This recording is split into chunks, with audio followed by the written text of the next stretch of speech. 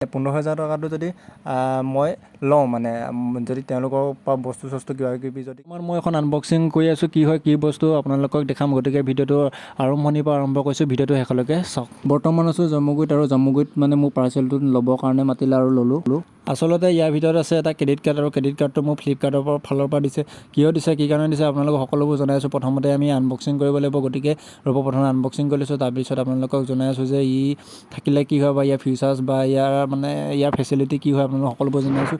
ইয়াৰ প্ৰথমতে পলিথিনটো ফালি লৈ পেলাই ইয়াৰ এখন পুস্তিকা দিছে ওপৰত মানে কি হয় কি লিখা আছে পঢ়িম, আপোনালোকক দেখাই পেলাই ক'ম যে এইটো কিয় দিছে কি কাৰণে দিছে। আৰু এটা কথা যে এই কাৰ্ডটো মোৰ মানে কাৰ্ডটো লোৱা মোৰ কাৰণ এটাই উদ্দেশ্য, ভাল লাগিলে মানে কিবা ATM কাৰ্ডটো ক্ৰেডিট কাৰ্ডটো দেখি ভাল লাগিলে, সেইকাৰণে মই এপ্লাই কৰি দিলোঁ। আৰু মোলৈ ফোন কৰিছিলে যে দাদা আপোনাৰ ক্ৰেডিট কাৰ্ড এটা মানে আপুনি এপ্লাই কৰিব পাৰিব, যদি এপ্লাই কৰিবলৈ ইচ্ছুক হয় তেতিয়াহ'লে আপুনি এপ্লাই কৰি দিয়ক। আৰু ময়ো চালোঁ হয় ভাল লাগিলে, সেইকাৰণে এপ্লাই কৰি দিলোঁ।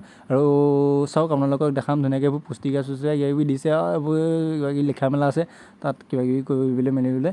আৰু ক্ৰেডিট কাৰ্ডটো আপোনালোকক দেখাইছোঁ, চাওক এইটো ক্ৰেডিট কাৰ্ডটো আপোনালোকক ধুনীয়াকৈ এবাৰ দেখাই দিছোঁ। ক্ৰেডিট কাৰ্ডটো ৰ'ব, প্ৰথমতে এইবোৰ খুলিব লাগিব, আঠা লাগি আছে। চাওক ক্ৰেডিট কাৰ্ডটো কিমান ধুনীয়া লাগিছে আৰু সেইবাবে মই এপ্লাই কৰিছিলোঁ। আৰু চাওক মানে এইটো কিবা মণি বেগত সজাই ভাল লাগিব, সেইটো কাৰণে এপ্লাই কৰি দিলোঁ। আৰু ভালকৈ এবাৰ আপোনালোকক দেখাই দিছোঁ। চাওক সঞ্জীৱ দত্ত ক্ৰেডিট কাৰ্ড, এইটো ফ্লিপকাৰ্টৰ পৰা। আৰু কি হ'ব এইটো থাকিলে মই আপোনালোকক সকলোবোৰ জনাই আছোঁ। ভিডিঅ'টো আপোনালোকে শেষলৈকে চাওক, আপোনালোকক ধুনীয়াকৈ জনাই আছোঁ। আপোনালোকেও এনেকৈ এপ্লাই কৰিব পাৰিব। আৰু এপ্লাই কৰিবলৈ হ'লে মানে অলপ বস্তু চস্তু অৰ্ডাৰ মানে মোক মানুহজনে কৈছিলে যে যেতিয়া অলপ বস্তু চস্তু অৰ্ডাৰ দিয়া বেছিকৈ হয় তেতিয়া মানে কাৰ্ডটো ক্ৰেডিট কাৰ্ডটো ল'ব পাৰি।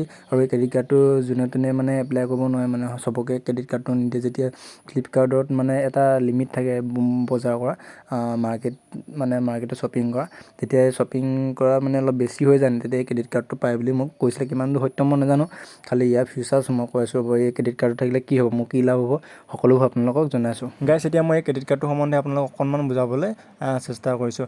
চাওক গাইছ, এতিয়া আপোনাক যদি কোনোবাই কিবা এটা বস্তু দিয়ে, আপোনাক চাবচোন আপোনাক এনেই নিদিয়ে, বা মানুহে হওক বা যিকোনো বেংক হওক কোনোবা ফ্লিপকাৰ্ট এপছৰ যি হওক আপোনাক এনেই বস্তু নিদিয়ে। তাৰপৰা কিবা এটা লাভ হ'ব লাগিব, নতুবা কিবা এটা নহয় কিবা এটা পাব লাগিব, তেতিয়াহে আপোনাক বস্তুটো দিব। আৰু চাওক এই ক্ৰেডিট কাৰ্ডটো যদি থাকে তেতিয়া ফ্লিপকাৰ্টত যদি মই 15,000 টকা যদি শ্বপিং কৰিব পাৰিম, মানে হাইট লিমিট মানে 15,000 টকা শ্বপিং কৰিব পাৰিম। আৰু 15,000 শ্বপিং কৰোঁতে মানে ফ্ৰী হ'ব, কিন্তু সেই পইচাটো মই মন্থলি তেওঁলোকক ঘূৰাই দি থাকিব লাগিব।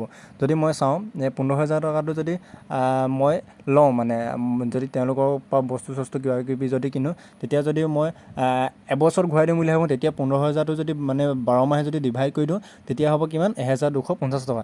কিন্তু মই 1,250 টকাকৈ দিলে নহ'ব, মিনিমাম 1,500 টকামানকৈ বা তাতকৈ ধৰি লওক 1,300 মান টকাকৈ তেওঁলোকক মন্থলি ঘূৰাই দি থাকিব লাগিব। যদি মই 1,300 টকাকৈ যদি মন্থলি ঘূৰাই দিবলৈ হয়, তেতিয়া কিমান হ'বগৈ 15,600। গতিকে মই তেওঁলোকৰ পৰা 15,000 টকাৰহে শ্বপিং বা লোন লৈছিলোঁ, শ্বপিং কৰিছিলোঁ, কিন্তু তেওঁলোকক মানে 600 টকা বেছি অভাৰ ঘূৰাই দিব লগা হৈছিলে।